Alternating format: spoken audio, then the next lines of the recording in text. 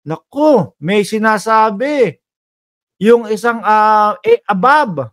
Abab ba ni ano 'to, ni Kibuloy? Madaming idinadaldal po mga ay, wow.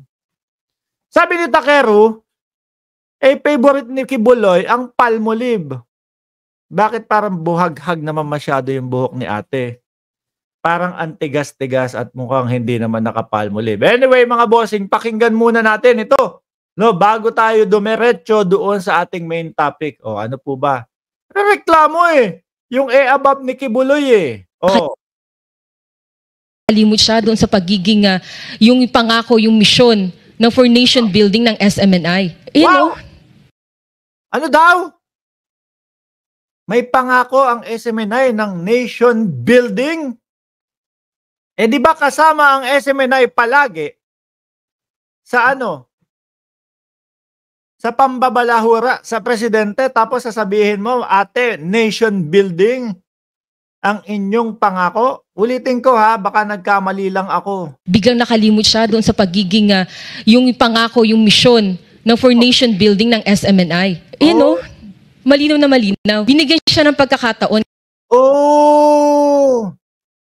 Yun naman pala yun mga kababayan. Binigyan ng pagkakataon, no, na maipakilala daw po ng SMNI sa taong bayan ang Pangulong Bongbong Marcos, mga bossing.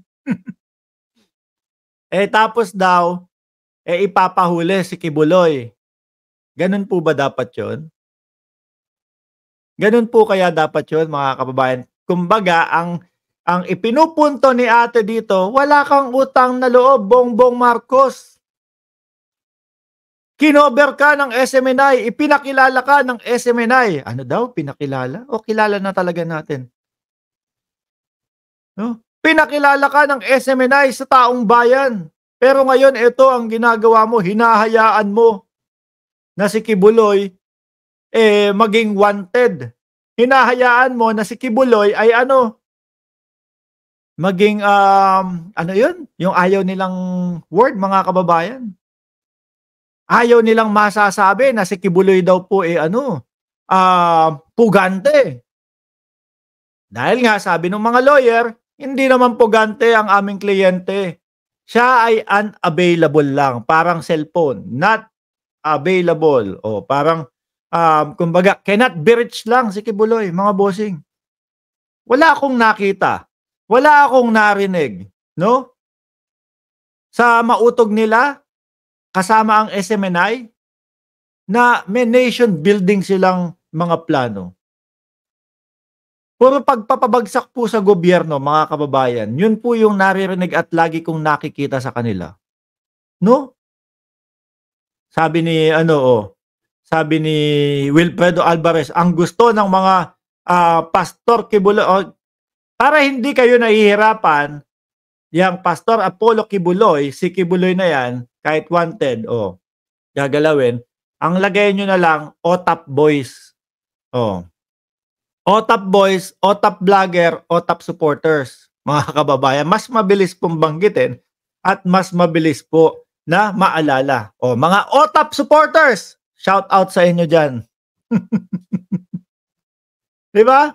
Meron po ba kayong narinig na nation building? Yung kanilang ginagawa, doon sa mautog pa lang. Doon pa lang sa 7 days rally ni Kibuloy, meron ba? Wala akong narinig doon. Mga kababayan, tuloy. Ayan, sabi niya, tignan mo, Bongbong Marcos, Pangulo, ayan, nandiyan ka. Kailangan magkaroon ka ng utang na loob, hindi mo hayaan na si Kibuloy ay maging wanted. Tuloy. Kasi nagtiwala tayo dun sa pangako na patuloy na pagbabago kasama si Vice President Sara Duterte. Nakikita namin yun. No? Kabit-kabila. Kabit-kabila po ang mga proyekto ng Pangulo, mga kababayan. Yun nga lang, hindi kasama ang Vice Presidente.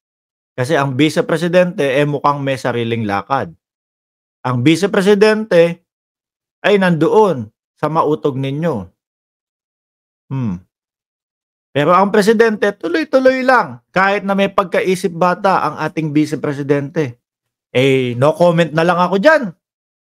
No? Desisyon niya yan eh. Ganun na lang po ang nasasabi ng ating Pangulo, mga kababayan, sa mga kilos ng ating Vice Presidente sa pagiging parang bata po. O, tuloy ha? Ngayon, na ilahad ni Pastor no, sa huling kanyang statement no, sa publiko na dawit ang Estados Unidos dito sa extraordinary rendition na gusto nila. Uy! Nauna sa kanila, no? Wala kayong magagawa dyan kapag ka talagang napag-usapan ng Pilipinas. I mean, pagka may pag-uusap na talaga ang Pilipinas at ang Estados Unidos. Kumbaga may treaty na. Kapag ka may mga ganyang kaso at may kaso sa amin, makikipag-ugnayan ang Pilipinas para dalhin doon si Kibuloy sa Estados Unidos. Alam nyo, ang hindi totoo, ate, kung alam mo lang, no? Kayo ang nagpo-postpone nung mga hearing ni Kibuloy sa Estados Unidos. Pero ang palabas nyo sa taong bayan, Estados Unidos ang nagpo-postpone, no? Sila yung nagpapabagal. Pero ang katotohanan, nagre-request yung mga abogado ninyo para ma-postpone yung mga hearing. Ano sagot nila? Dahil daw po napakarami nung kaso ni Kibuloy. So sa makatwid, kapag ka nahuli, pag nakita, pag nadakma, yung dating mandadakma, di umano. Tapos may pag-uusap po talaga at may pagkakasunduan, mga kababayan, nako, talagang dadalhin si Kibuloy sa Estados Unidos. Kabado po kasi yata sila, mga kababayan. Bakit ho? Walang power siguro dun.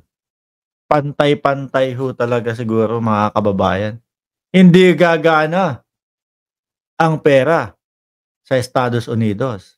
Tuloy ko sabi, Palmolive girl ba siya? Yun nga ang tinatanong ko eh. Kung Palmolive girl to kasi parang buhaghag yung buhok, parang antigas ng buhok. Pag sinabi mong Palmolive, syempre, malambot yan. Di ba? Pero maganda siya. Tuloy. Mangyari. At itong Marcos Bongbong Jr. na to, biglang grabe. ginawa niya. At biglang, itong Bongbong Marcos Jr. na to, hindi po natin sila masisisi. Galit na galit po sila. Mga bulag po sila, mga kababayan. Kaya gano'n na lang. Para masaktan ko ang Pangulo, tatawagin ko lang tong Bongbong Marcos Jr. na to. Tapos parang, at etong Bongbong Marcos Jr. na to, ganun po. Pero deep inside, mga kababayan, etong mga to, umiiyak na ang damdamin nito. Umiiyak na po ang puso nito, mga bossing. No? Kasi wala silang magawa Patas po ang batas ngayon Hindi po pwede yung mayaman si Kibuloy. Kaya mapipigilan yan yung pag-aresto. Mapipigilan yung mga hearing yan. Hindi po uso ngayon yun Kahit po ngayon, yung mga maliliit nating mga kababayan, salat sa financial, may hustisya pong makakamit, mga bossing. Sabi ni Anjo Capellan, Mark, takot. Asan na yun? Ang bilis nyo naman mag-time. Mark, takot sa US. Over 95% ang conviction rate sa US Federal Court. Karamihan niya plead guilty. Kabado sila dyan. Sir Rebiton, shoutout po sa inyo. Tuloy. Sa huling statement niya, talagang hinatulan niya na si Pastor. So kitang-kita na totoo na yung banta sa buhay ni Pastor at yung kanilang masamang isa din sa dahilan kung bakit nagkakaroon ng banta sa buhay ni Kibuloy yung pagtatago niya. At ako hindi naniniwala, mga bossing, na galing po sa gobyerno yon. Nabubwisit ang taong bayan kasi hinihintay yung sagot ni Kibuloy. Hinihintay yung sagot ni Kibuloy kung ano yung kanyang ididepensa sa sarili niya. Pero ano ang ginawa?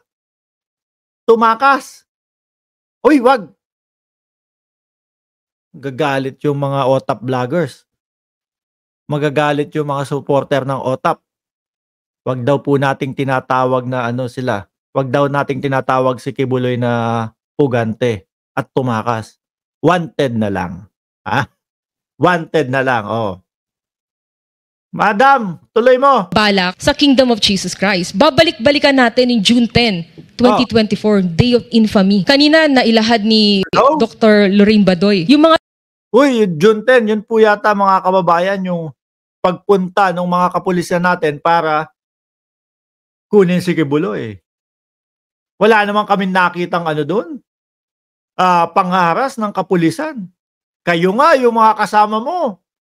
Merong mga matatalim na bagay. Meron pang mga improvised na beng-beng. Di ba? Ano yung pinagsasasabi mo, ate? Mahihirapan kayong paniwalain ang taong bayan ngayon. No, bakit to? Unang-una, madami nang nag-e-explain sa social media. At pangalawa, mga bossing, tigpansin ninyo po yung mga vloggers na sumusuporta po sa ating Pangulo at sa gobyerno ng Pilipinas. Parati pong merong mga nakalakip na ganyan. Parati pong may mga nakalakip na ebidensya habang nagpapaliwanag po. Doon sa kanila, wala eh. Tingnan nyo yung helicopter. Ewan ko kung sino yung tinutukoy ni Takeru Miyamoto, yung sa helicopter. Mamaya pag-usapan po natin yan. Kasama dyan yung sa sa India, mga bossing. terorista na talagang ang dami ng pinatay sa bansa natin, 7.5 million pinakamataas na nakikita natin. Pinaghahanap pa din niya ng batas. Hanggang ngayon, pinaghahanap pa din ng batas yan. Hindi naman hinintuan. Bakit daw po kasi si Kibuloy lang ang hinahanap ngayon? Nakapokus kay Kibuloy. 10 million walang conviction. Bakit excited ang gobyerno ni Bongbong Marcos Jr. na makuha si Pastor? Siyempre! Yan ang anak ng Diyos. Di ba? Si Kibuloy, kahit naman po ako mga kababayan, pag Kibuloy ang pinag-uusapan, excited tayong mag-vlog eh. Sino ba naman ang hindi ma-atat o hindi ma-excite kay Kibuloy na makita, matagpuan, mapagpaliwanag? Miski po dito sa mga viewers dito, si Chris Agalut watching here in Des Plains, Illinois. Mabuhay po kayo, Mark. Atat yan na makita si Kibuloy. Atat yan na madakma si Kibuloy. Di ba? Ngayon, gusto niyang palabasin, mga kababayan, bakit yung mga nasa litrato na yan? Madaming mga tineg yan, pero bakit atat na atat kay Kibuloy? Yan, marireal talk kayo ni mahal kita, di biro. 10 million ang patong di ba? Totoo. 10 million nga ang patong. Ano pa, ate? So yung 2 million bounty, yung $2 million bounty na nabanggit before, totoo, di ba? Totoo yun, galing sa FBI yun. Pero hindi galing sa gobyerno ng Pilipinas. Actually, nakalimutan nga natin yun na meron palang ganun eh. Hanapin ulit natin. FBI yun, Pagka tinype natin, FBI, Kibuloy. Nakapost yun, Ayan, mismong FBI, FBI. Ayan, Apollo Carion Kibuloy, FBI. Grabe, Kaya si Pastor. Totoo. Ate, huwag naiiyak, ha? Sabi ni Danber, nabudol si ate. Asan ba yun?